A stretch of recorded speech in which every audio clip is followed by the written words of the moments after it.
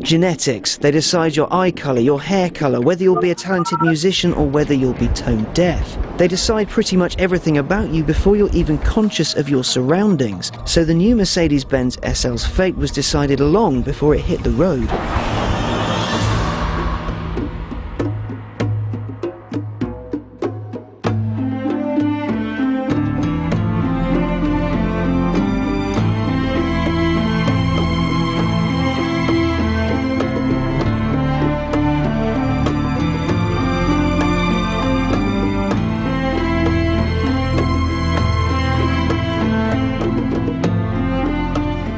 The SL got its name from what was arguably the first ever supercar, and if you don't subscribe to that particular school of thinking, then you'd be hard pressed to deny the fact that it was one of the coolest cars ever made. That car was 1954's 300 SL.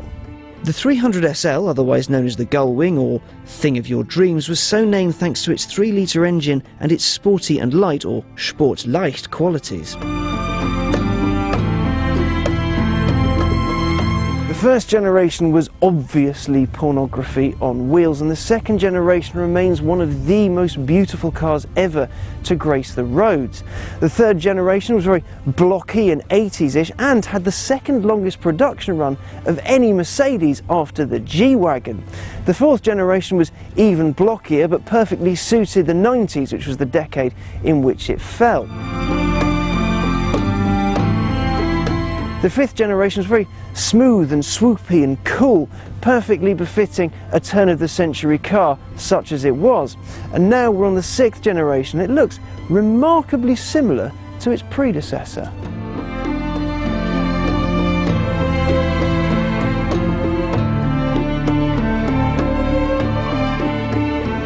Which is a good thing. Its lines are linked back to its granddad: long bonnet, power lines shining proud, aerodynamic efficiency with a hint of the second-gen stance. It also looks remarkably like the SLK. And that's no bad thing at all, but unlike the SLK, the SL is a big cruiser, not a scrappy little sports car. Now, cruisers like this are generally comfy, spacious and lovely places to be, whether you're driving to the dentist office in which you work or going on holiday to the Riviera. And the SL350 is certainly a joy to chunch around in. It is very, very lovely.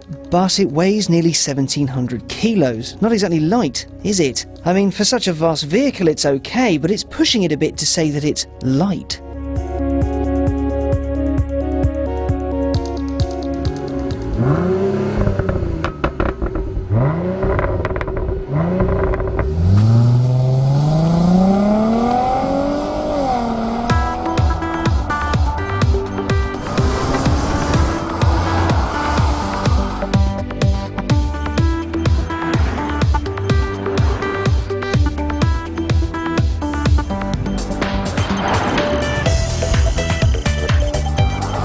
Its luxuriousness adds to its paunch. Its folding metal hardtop, for example, has lots of heavy panels and mechanisms and motors, and this one has an optional Magic Sky roof, which is really smart. It turns the top panel from clear to opaque at the press of a button. And then you've got the toys in here to make it just a more comfortable driving experience. So you have cooled seats, heated seats, and even the air scarf, which means warm air is blown onto your neck if you decide to take a roof-down cruise when it's a bit chilly. Now, all of that means that the SL is an incredibly comfortable, luxurious car to drive, but it does make the 3.5 litre V6, it makes it feel as though it's 306 brake horsepower working just that little bit harder than they should. It makes it feel a touch strained, not in a bad way, not in an entirely negative way. It just feels as though it's doing a little bit more work than you'd expect from a car like this. It doesn't seem as effortless as perhaps it should.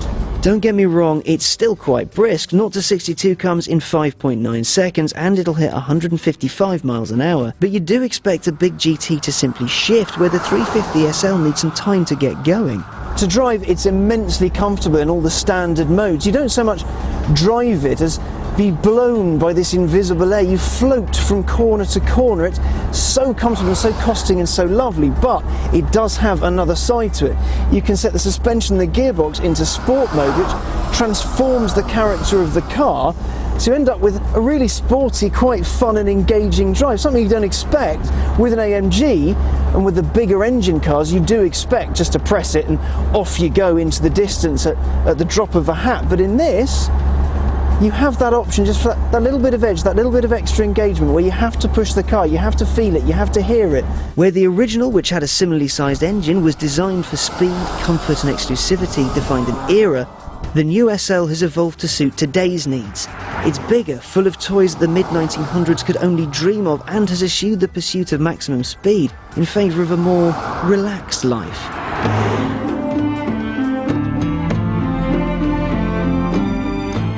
You still get power certainly further up the range, and it looks great and you do feel truly special driving it, but there's something bugging me about this one, and it's the name. You see, where the original stood for sport and lightness, this one really doesn't. Over the years it's had to evolve to suit the audience that's been buying it, so it's gotten bigger and more bloated. It's lost the essence of the SL-ness. And that, while in itself is a shame, doesn't really matter, because the people that buy this car now buy it because they want a slice of SL, but they don't want to have the compromises for a lightweight sports car today. Which means an SL now, while vastly different from an SL of old, is still no bad thing.